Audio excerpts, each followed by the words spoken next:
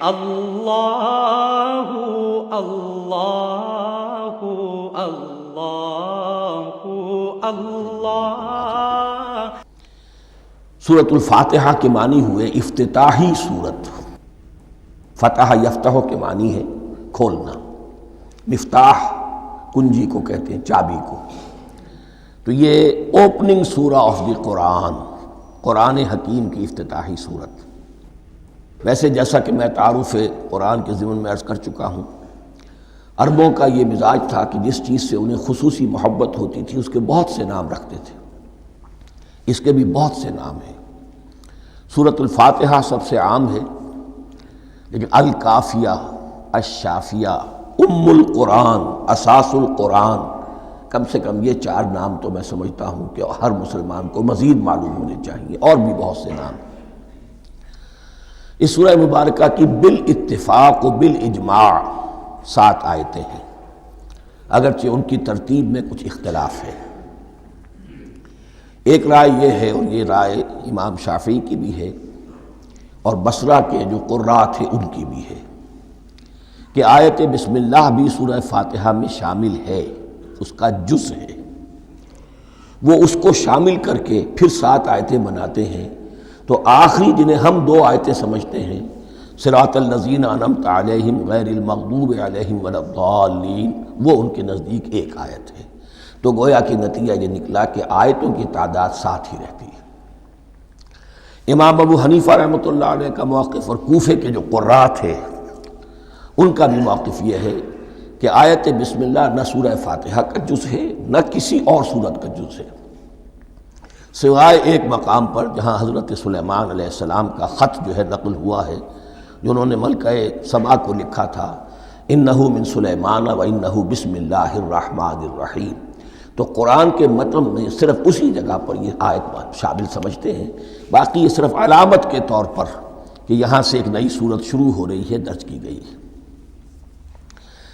اس سورہ مبارکہ کو الصلاح قرار دیا گیا ایک حدیث میں۔ اس کا جو اسلوب ہے وہ دعا کا ہے، اور دعا کے ساتھ اس کی جو مناسبت ہے، اور پھر اسی کی وجہ سے ہماری نماز کا یہ جزو لا ینفک بنا دیا گیا۔ بلکہ ایک حدیث جو میں آپ کو سناؤں گا اس میں اسی کو نماز قرار دیا گیا، الصلاح یہی ہے۔ ویسے وہ حدیث مبارک موجود ہے، من لم یقرأ بفاتحۃ الکتاب لا صلاۃ لمن لم یقرأ بفاتحۃ الکتاب، جو شخص سورہ فاتحہ کی تلاوت نہیں کرتا اس کی کوئی نماز نہیں۔ اس کے حوالے سے بھی ہمارے ہاں 2 مسلک ہیں، ذکر صرف اس لیے کر رہا ہوں کہ آپ کے علم میں ہو، ان میں کوئی بنیادی فرق نہیں ہے۔ کسی بھی ایک رائے کا انسان قائل اور حامل ہو سکتا ہے بغیر اس کے کہ دوسرے کو بالکل غلط قرار دے، بلکہ یہ کہ اس کے لیے بھی گنجائش اپنے ذہن میں اور اپنے دل میں رکھے۔ اور دوسری آیت یہ ہے کہ اس کا حصہ نہیں ہے۔ اسی اعتبار سے یہ کہ یہ سورہ مبارکہ نماز میں پڑھی جانی ضروری ہے، لا صلاۃ لمن لم یقرأ بفاتحۃ الکتاب۔ البتہ یہ اختلاف ہے، یہ بات جو میں ذکر کر رہا تھا جو ذہن سے نکل گئی، کہ آیا مقتدی جو ہے امام کے پیچھے کھڑا ہو کر جب نماز پڑھ رہا ہو تو کیا اس صورت میں بھی اس کے لیے لازم ہے کہ سورہ فاتحہ پڑھے؟ اس میں 2 رائے ہو گئی، بلکہ 3۔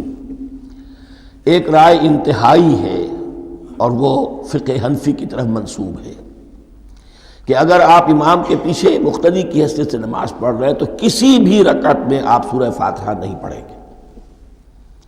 ایک دوسری بالکل برعکس رائے ہے، وہ امام شافعی رحمۃ اللہ علیہ کی ہے، کہ ہر حالت میں چاہے امام جہری رکعت پڑھا رہا ہو جس میں وہ بلند آواز سے سورہ فاتحہ پڑھ رہا ہو، اور چاہے وہ سری رکعت ہو، ہر حالت میں مقتدی کو بھی پڑھنی ہے۔ ایک تیسری رائے بین ہے، وہ امام مالک کی ہے رحمۃ اللہ علیہ، کہ جو سری رکعت ہے جس میں کہ امام بھی خاموشی سے پڑھ رہا ہے، مقتدیوں کو بھی پڑھنی چاہیے۔ جو جہری رکعت ہے جس میں کہ امام بلند آواز سے پڑھ رہا ہے، اس میں مقتدیوں کو خاموش رہ کر پوری توجہ جو ہے سننے پر صرف کر دینی چاہیے۔ اذا قرئ القرآن فاستمعوا له وانصتوا، جب قرآن پڑھا جا رہا ہو تو پوری توجہ اس کے پڑھنے پر مرکوز کر دو اور خود خاموش رہو۔ میرے اپنی رائے میں یہ تیسری رائے سب سے زیادہ صائب ہے، اور اس میں کسی طرح کی بھی کوئی پیچیدگی پیدا نہیں ہوتی۔ اللہ اللہ اللہ اللہ اللہ اللہ اللہ اللہ